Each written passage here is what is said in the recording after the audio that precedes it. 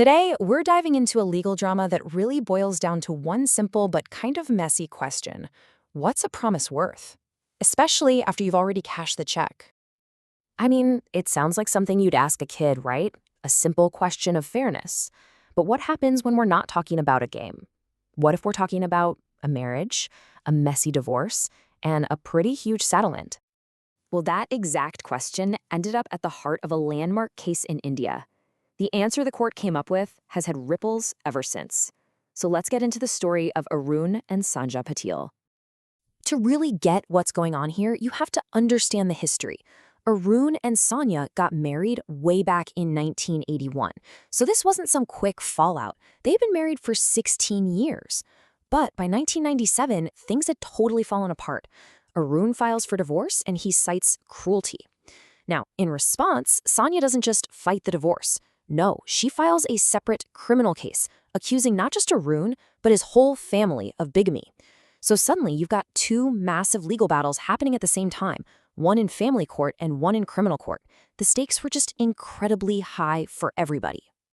So with these two court cases just dragging on, likely costing a fortune and a ton of stress, they did what a lot of people in that spot do. They started looking for an off-ramp. They decided to try and hammer out a comprehensive settlement. One single deal to make it all go away. So what was actually in this deal? Well, it was a pretty straightforward give and take. Arun promised to do three things. 1. Pay Sandhya 5 lakh rupees. 2. Change his contested divorce filing to a simple, no-fault mutual consent divorce. And 3. Drop any other cases he had going. In exchange, Sandhya promised to do two things.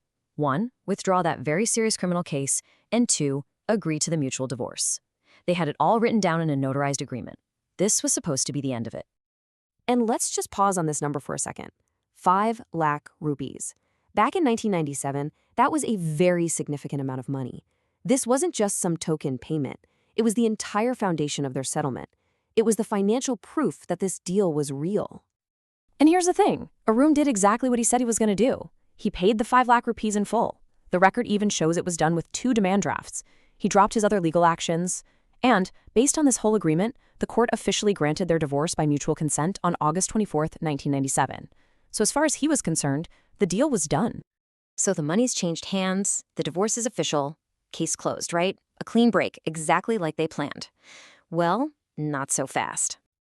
And this is where the whole thing just goes completely off the rails. After the money is in her bank account, after the divorce is finalized, Sandhya turns around and goes back on her word. She decides to fire up the exact same criminal case that she had promised to withdraw. She took all the benefits from the deal, but then refused to do her part. This incredible move forces the whole mess back into court, and this time it goes all the way up to the Bombay High Court, and it puts that fundamental question right in front of the judge. Legally speaking, can you even do that? Can you accept everything you were promised and then just walk away from your side of the deal? Okay, so in court, you had two completely different stories. The husband's lawyers were all about fairness. They said, look, restarting this case after taking the money is an abuse of the legal process. They argued she should be estopped, which is basically legal speak for stopped, from backing out now. But the wife's defense? It was all about technicalities. Her lawyers argued, hey, that settlement was just a piece of paper. It was never formally filed with a criminal court. Plus, they said that bigamy is a non-compoundable offense, another legal term that means it's a crime so serious you can't just privately agree to drop it. But the judge, Justice Fonsalkar Joshi, she just sliced right through all of that legal jargon with this one powerful sentence. Her point was simple. It doesn't matter what the paperwork looked like. What mattered were the actions. Both of them had acted on the agreement. The money was paid, the divorce was granted, the deal, for all intents and purposes, was already done. The judge was leaning on a couple of really important legal ideas here. First up is something called Estoppel by conduct. What it means is, by taking that 5 lakh rupees and getting the mutual divorce, Sandhya's actions made Arun believe her promise. The law of Estoppel says you can't then just turn around and pretend that promise doesn't exist. It's really the law's way of saying you can't have your cake and eat it too. And the second big idea was abusive process. The court basically saw restarting the criminal case not as a real search for justice, but as a way to unfairly use the system.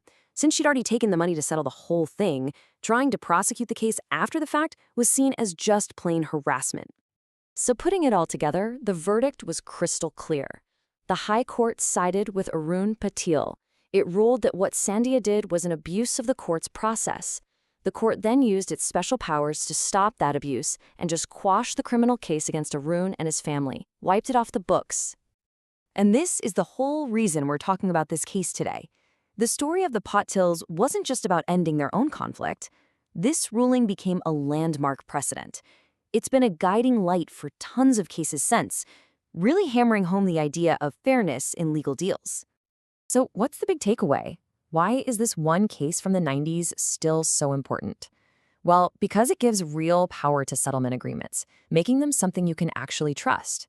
It helps people believe in things like mediation, so they don't have to spend years in court. And maybe most importantly, it stops the legal system from being used as a weapon by choosing common-sense fairness over nitpicky technicalities. This case says that when a dispute is settled, it should actually finally be over.